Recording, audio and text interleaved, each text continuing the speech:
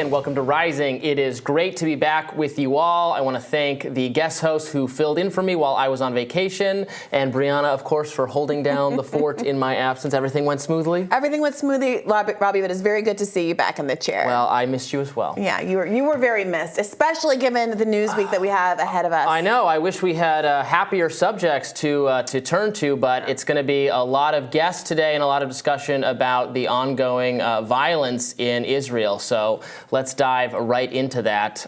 We want to talk, of course, about this conflict that broke out over the weekend. Brianna, take it away. Yeah, well, so as most of you are probably aware by now, starting on Saturday, the Palestinian group Hamas carried out an attack on Israel in one of the most broad attacks of its kind in 50 years. Here's what we know so far. Hamas militants escaped from the Gaza Strip, overcame security barriers, and entered nearby Israeli towns.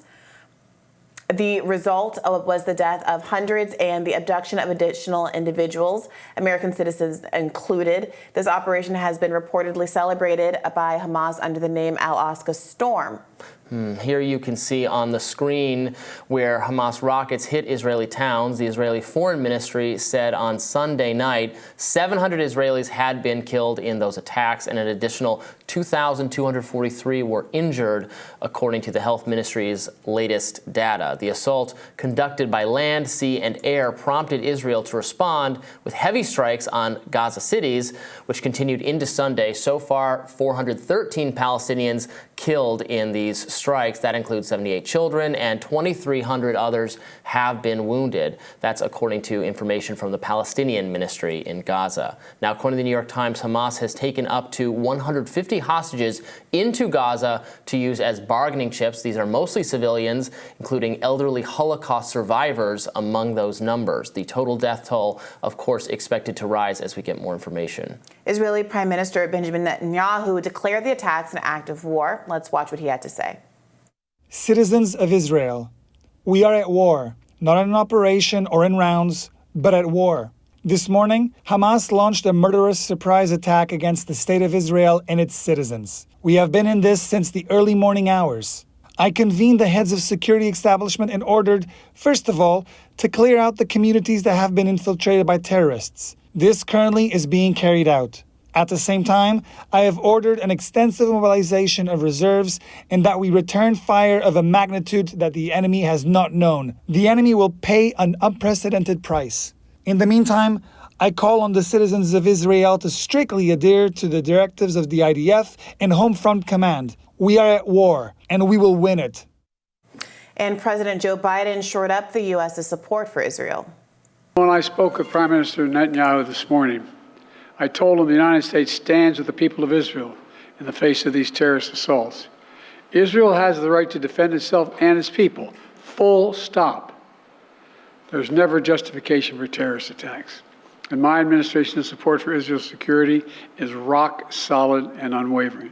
This is not a moment for any party hostile to Israel to exploit these attacks to seek advantage. The world is watching. Biden has reportedly promised the Israeli prime minister that military assistance is on its way. According to the New York Times, a Hamas spokesman criticized the Biden administration's announcement of further military support for Israel as, quote, active participation in the aggression against our people. Here to help us break down the situation further is the Hill's national security reporter, Brad Dress. Welcome, Brad. We're now on day 3 of this conflict. Fill us in on the latest news. Yeah, so this morning, Israel said it's going to launch a bigger attack into Gaza. The Israel Defense Ministry said they have mostly reclaimed the communities and towns along the border near Gaza, and now they're looking to launch a major counteroffensive into Gaza to take out Hamas, clear out more terrorist groups, and hopefully put a stop to this unprecedented attack. Now, fighting is still reportedly ongoing in Israel. They haven't fully stamped anything out yet. Hamas is also still launching rocket attacks. So this is very much still real. It's still happening. But Israel is now moving to in the next few days to try to crack down much harder on Gaza and Hamas. We're looking at some footage of an apartment building that is in the Gaza Strip that Israel bombed after telling people to evacuate. I believe it was, if not the largest, one of the largest residential buildings in Gaza. Of course, the backdrop of this escalation is that the people in the Gaza Strip have been living in conditions that have been described as former Israeli military officials as an open-air prison under what have also been described as apartheid conditions. 2 million people in a very small square footage of area who are regularly subjected to their water being shut off, power being shut off. These are conditions that have been exacerbated, obviously, since the conflict emerged. As we just heard from Benjamin Netanyahu, his response is to, quote, take mighty vengeance against the Palestinians, calling Gaza a city of evil and saying it should be turned into, quote, a city of ruins. How should people understand the precipitating events that led to this crisis? Yeah, so it's important to understand the context in this. This goes back, decades, really, back to the creation of Israel as a state in 1948, shortly after World War II. And the creation of Israel really displaced a lot of Palestinians. And, their violence has just broken out between Israel and Palestine ever since the creation of Israel. And other Arab nations as well, or Islamic majority nations. But specifically between Palestine and Israel, it's just been horrific cycle of violence for decades. And a lot of Palestinians now, they live in Gaza or the West Bank. The West Bank is occupied by Israel. Gaza is ruled by Hamas, but Israel effectively has a blockade around it. And a lot of Palestinians view themselves as oppressed by the Israeli state. And Netanyahu has a very far-right government that came into power. And he's enacted some policies that they disagree with, that they view as even more oppressive, such as expanding settlements, Israeli settlements into the West Bank. There's also been a lot of tensions around holy sites. Israeli settlers appear to be going into some of these holy sites, like the Al-Aqsa Mosque, and Palestinians view that as sacrilege, essentially, against one of their most holy sites. So the violence has it's simmered for so many years, and I think a lot of Palestinians are upset with that, and that I think that speaks to what they want to, how they want to interact with Israel. But yeah, it remains to be seen what goes from here. Are there criticisms? Is Netanyahu and his government facing serious questions about intelligence failures, the lack of knowledge that this was about to happen, being totally taken by surprise, that sort of thing, or is because the attack has happened, the government of Israel is experiencing the kind of rally around the flag effect, where everybody's in their corner? But are there going to be pointed questions about how this could have happened? Yeah, no, that's a good point. It was an unprecedented attack from Hamas. We have not seen anything like this actually since the 1973 Yom Kippur War, which saw Arab majority states led by Egypt and Israel invade and attack Israel. So this is their worst attack on Israel in 50 years. And actually it came a day after the 50th anniversary of the Yom Kippur War. Which may have been coordinated on purpose. So this is honestly, a lot of people have been saying this is sort of like Israel's 9/11. At least 700 dead, thousands more wounded. It's been a horrific attack in Israel.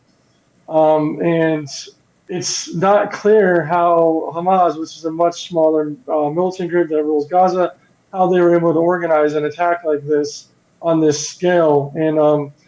And how Israel did not anticipate or see this. Israel is one of the biggest armies in the Middle East, and they also work very closely with the U.S. And it seems like both the U.S. and Israel completely missed any warning signs of this attack. And, Palestinians were paragliding across the border, sending in motorcycles, they storming so many communities in southern Israel.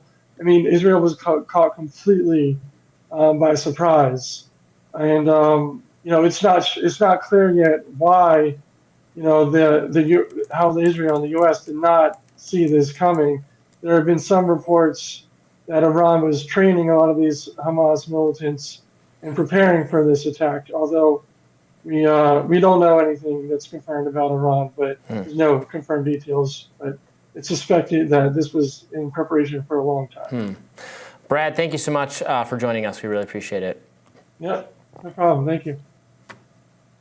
And we'll be discussing this further with a lot more guests today. More background that we haven't gone into yet. Obviously, Israel and the Saudis were engaged in some form of negotiation. So I've seen a lot of speculation that if the ultimate goal of this attack is to Hamas interrupts that process because Israel then retaliates and makes it more difficult for Muslim population countries like Saudi Arabia to engage in that sort of negotiation. Given what has already been the scale of the Israel response and is likely to continue to be,